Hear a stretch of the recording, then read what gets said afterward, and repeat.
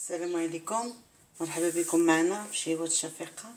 اليوم غنقدم لكم محنشات باللوز. كنحتاجو نص كيلو ديال اللوز منقي ومطحون ومعودينو بالسكر.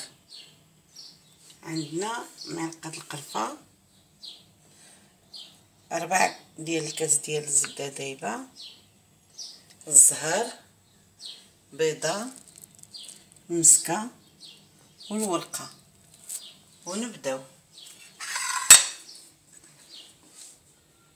نخلطوا البيضه اللوز كيف ما كتشوفوا. نديروا شويه القرفه، شويه ماشي بزاف، نديروا شويه المسكه، شويه الزهر وليدان،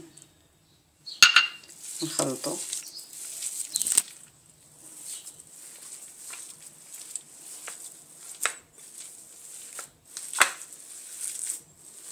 بعد ما صيبنا اللوز غادي نجبدوا الورقه، قطعناها كيف ما كتشوفوا نتوما. كنديروا ليدان شويه هكذا، نعملوهم بهذا الشكل.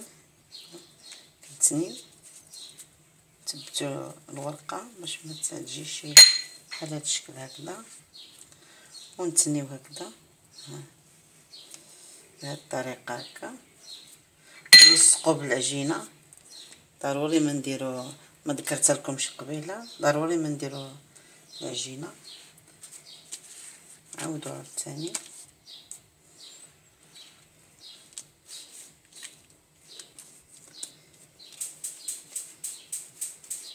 نساليوهم، نصيفطوهم الفران، نعملوهم في الدار ولا برا، ونطفيوهم في العسل ونذوقوهم